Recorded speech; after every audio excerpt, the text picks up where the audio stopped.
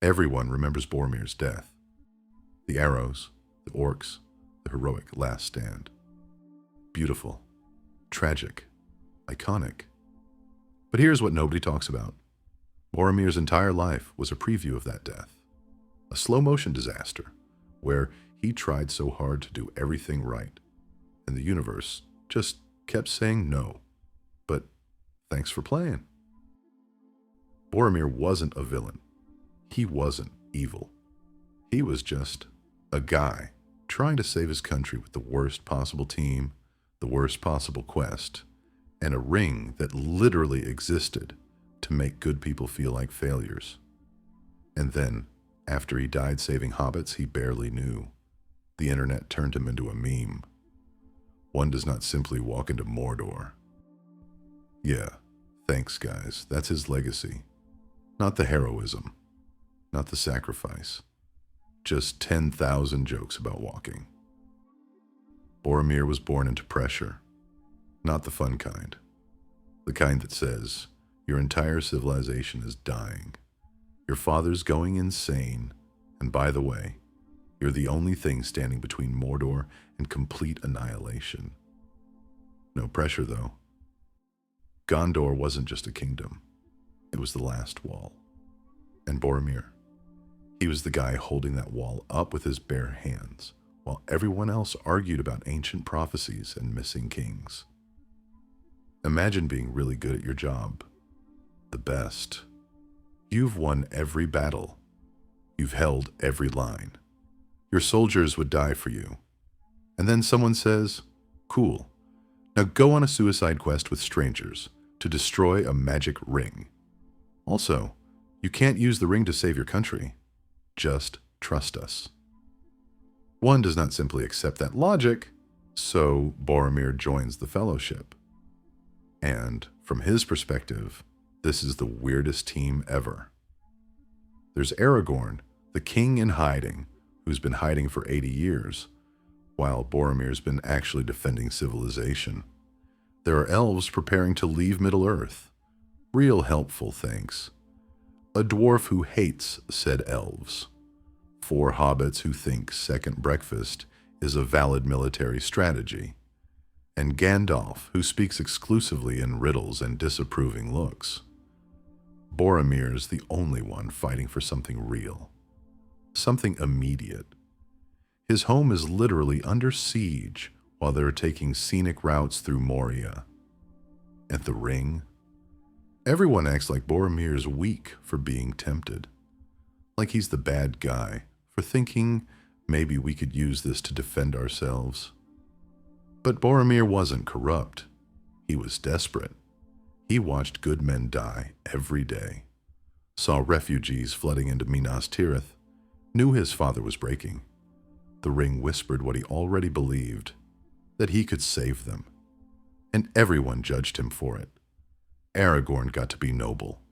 Frodo got to be brave. But Boromir, he got to be the cautionary tale.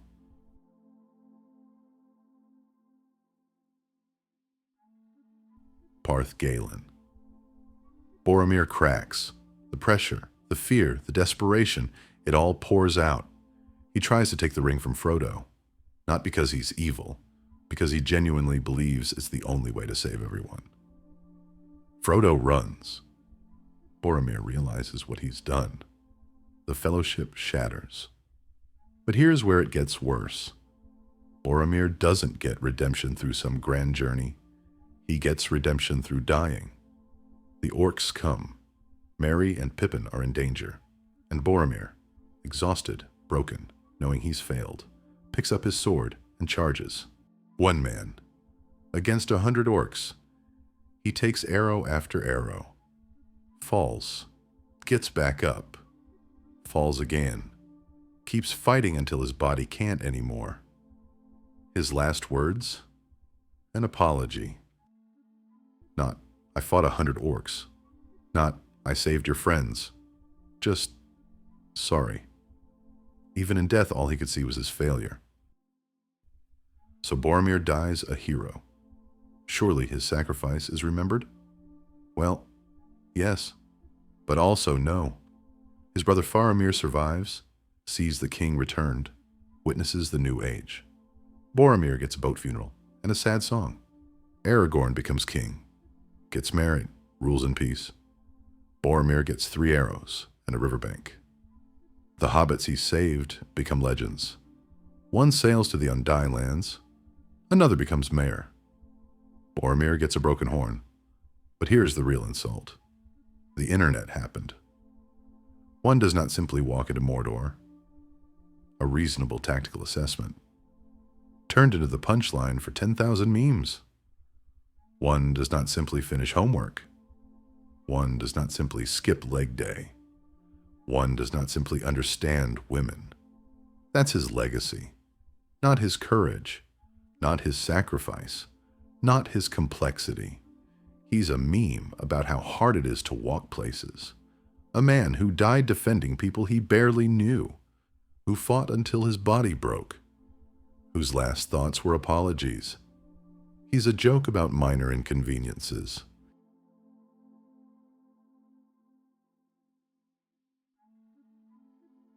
Why does it suck to be Boromir? Because he was too human for a myth. Aragorn got to be the legendary king. Gandalf, the wise wizard. The hobbits, the unexpected heroes. But Boromir? He got to be the reminder that even good men break. That even heroes have limits. That sometimes your best isn't enough and the only redemption is dying well. He was a warrior in a story that valued wisdom, a pragmatist in a tale about faith, a man trying to save something real while everyone else fought for prophecy. His reward? Arrows, memes, and a river taking him somewhere no one would remember except as a cautionary tale. But here's what they don't tell you. He died saving the hobbits who saved Middle-earth. Without him, Merry and Pippin would have been killed. The Ents wouldn't have marched. Rohan might have fallen. The war could have gone differently. His failure led to his greatest success. The moment he became the shield, one last time. So maybe it does suck to be Boromir. Maybe he deserved better. Maybe his story is tragedy, wrapped in mockery. But maybe that's exactly why it matters. Because not every hero gets glory. Not every sacrifice gets remembered correctly. Not everyone who saves the world gets to see it saved. Some people just fight until they can't. Do their best with what they have. Die knowing they weren't perfect, but hoping it was enough. That was Boromir. And honestly, that makes him more heroic than all the kings and wizards combined. So tell me, would you choose to be Boromir? To carry the weight? Make the mistakes? Die the death?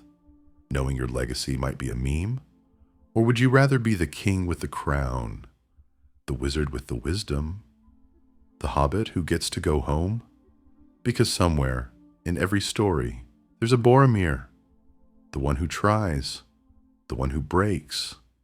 The one who gets up anyway. And maybe that's the one we need most.